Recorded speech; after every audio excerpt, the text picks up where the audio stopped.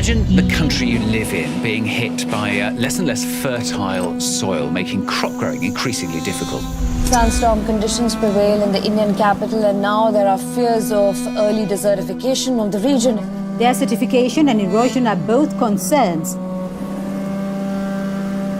Soil is the habitat upon which zillions of lives thrive.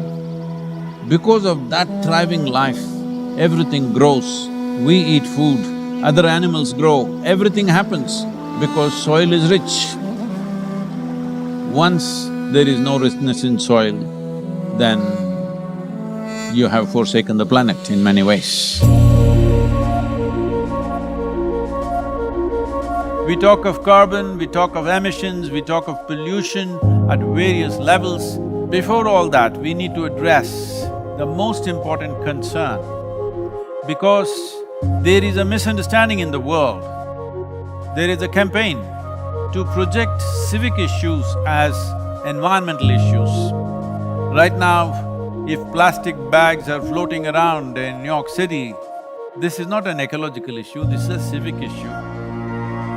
If our rivers are polluted, this can be fixed. In 1 or 2 years, if you set up the necessary purification plants and enforce the law, these are civic issues which can be fixed with a little bit of law enforcement and awareness. But the real issue is soil. The United Nations agencies with enough scientific data, they're clearly saying that we have soil, agricultural soil for another 80 to 100 crops on the planet. This is 45 to 60 years is what we have agricultural soil. We are calling this as soil extinction. You've heard of dinosaurs going extinct, you have heard of dodos going extinct, but this is soil extinction is what we are looking at. The real problem is soil extinction because in the last 30 years, 80% of the biomass insects have disappeared from the planet, 80%. This is a suicide, this is a real suicide. So in 45 years' time or 50 years' time, there will be serious food crisis on the planet, it's inevitable. When food crisis comes, well, whoever has the biggest guns will come and take the food. And the chaos and the suffering that we will create for populations around the world is unimaginable. Don't think only the poor people will die. They will kill the rich and rich will die. So this is not to paint a dark picture. This is a reality which has happened many times in our history, and once again it is being predicted by top scientists in the world. So what are we going to do?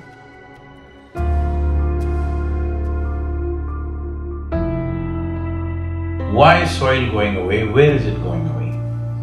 See, what is sand becomes soil if you add organic content to it. What is soil becomes sand if you take away all the organic content from it. If you go into a rainforest, the organic content in the soil will be over 70%. In normal agricultural soil, the minimum organic content that has to be there to call soil soil is 3 to 6%. 3% is the most minimum.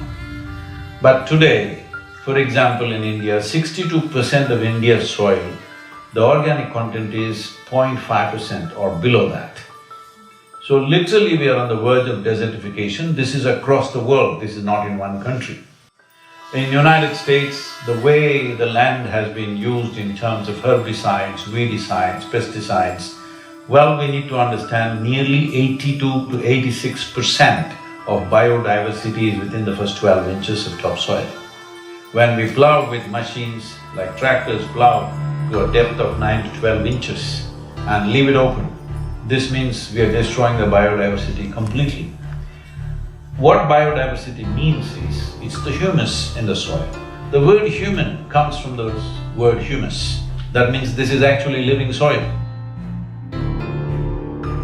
So it's very, very important that soil becomes the focus, because if you put 1/3 to 40% of the land, especially in the tropical world, under tree shade, your climate change could be easily reversed. Land is getting hot simply because it is plowed or it is paved. Land has to go under vegetation, whatever kind, natural grasses, bushes, trees, whatever, because all these are serving the ecological activity. And we must also understand soil is a very significant carbon sink. And soil is the largest water soak on the planet. And soil is the basis of all life. This 36 to 39 inches of topsoil on average around the planet is the basis of 87% of life on this planet. To keep the biodiversity alive is the most important thing that we need to do right now. Unless we start now, this will not happen. As a part of this, we are unfolding a movement called Conscious Planet to bring maximum number of people. Right now, it looks like climate change, ecology, all these are playground for the rich and elite. No, this must change. Individual human beings should become conscious about the danger that we are facing. Ecological issues must become election issues, and political parties must give significance to ecological issues in their manifestos. Governments must be elected for their concern for ecological issues. This needs to happen.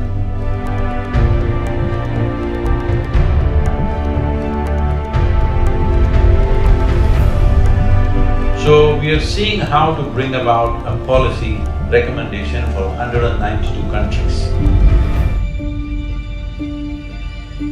The rally is starting on 21st of March, which is the equinox day in London.